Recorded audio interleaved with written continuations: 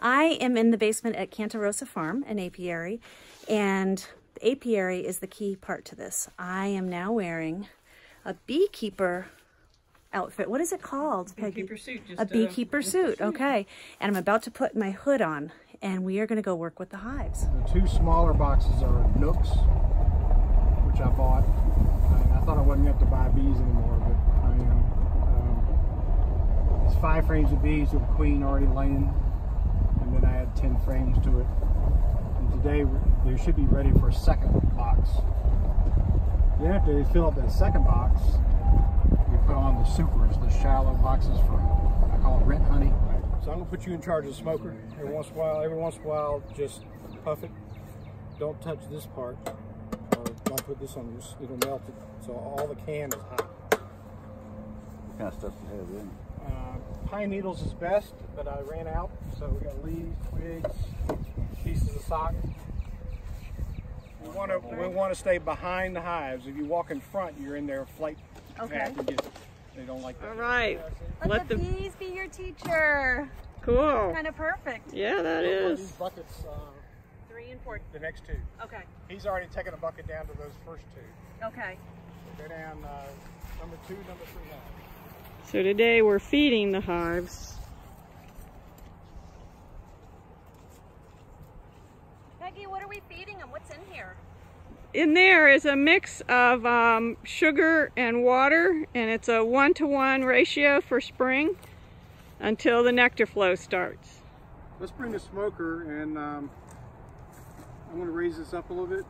Maybe you'll just put a little puff of smoke in the gap. The smoke, they start thinking that their tree is on fire, so they'll start gorging on honey and paying attention to that job instead of us. It also sort of masks our smells. You put a few puffs of smoke at the entrance. Oh, If you get the right angle, you see the pollen in there. Yellow and red. Yeah. And... That's pollen that orange that they brought in this year. Let me bring it. The different color pollen. That's fabulous. And so what about this comb that's outside of the box? That's where they got creative.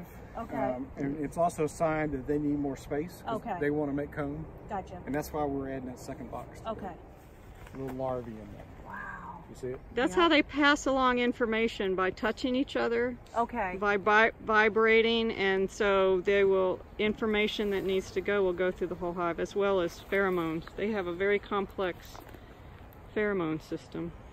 So when we see eggs, when we come in, we're looking for eggs. If I don't see the queen, no big deal, because if I see an egg, then the queen was there 3 days ago.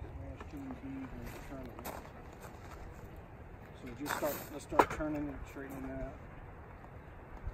Video.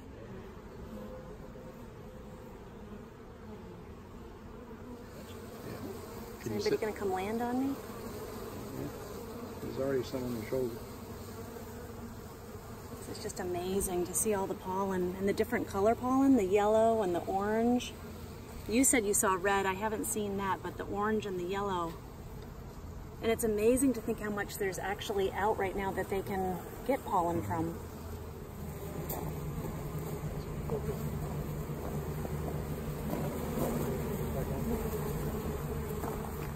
Who wants mead tonight? Ooh, pick me. Bourbon.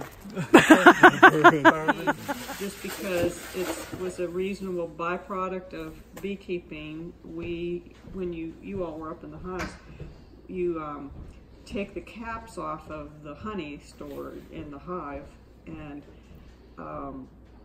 then you just put those frames in a centrifuge and it spins it out. But the capping box, then is this bunch of dripped honey and wax, and we couldn't, when we were extracting honey, we couldn't believe how much honey is in with the wax.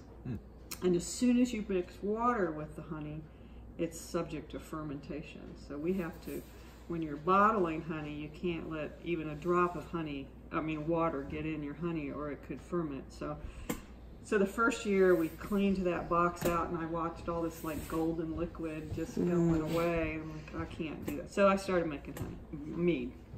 So this is really a recycled product. Nice. To help us be more sustainable.